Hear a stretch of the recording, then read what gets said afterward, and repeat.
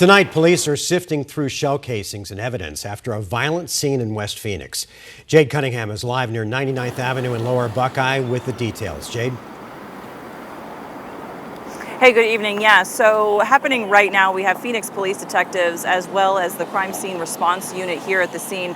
They have been processing the scene out here. This is one of two scenes actually in regards to this investigation. But take a look, because this vehicle here that's believed to be the suspect's vehicle that was found earlier this morning, But, earlier we had some Phoenix police detectives. They, again, were processing this scene. So there were evidence markers around here. There was evidence that they were taking pictures of. They were taking pictures inside the vehicle, outside the vehicle, and they were putting evidence into paper bags and collecting all of that as they try to piece together and figure out what exactly happened. So again, this is one of two scenes. The other one is actually down the road from us, not too far, at 99th Avenue and West Buckeye Road. That's where both shootings actually happened. So around 10:45 this morning, Phoenix police tell us that they were responding to a shooting and found an adult man who had been shot. It was in a housing complex. Neighbors telling me they heard what sounded like fireworks popping off, about 2 or 3 or so, and then later learned it was shooting. They saw law enforcement showing up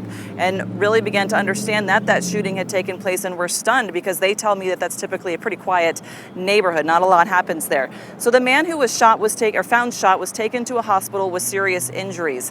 Now, Phoenix police also telling us that the suspect in this shot himself at that housing complex after that initial shooting, and then got in a car and drove here to this QT up the road. We're at 99th and Van Buren. Now, the suspect was also taken to a hospital with serious injuries, but at this time, neither the suspect nor the victim have been identified. Obviously, there is still a lot happening with this investigation. It's been going on all day. We are actively working to try and confirm information, so you want to stay with 12 News on air and online at 12news.com for the latest. Reporting live, Jay Cunningham, 12 News.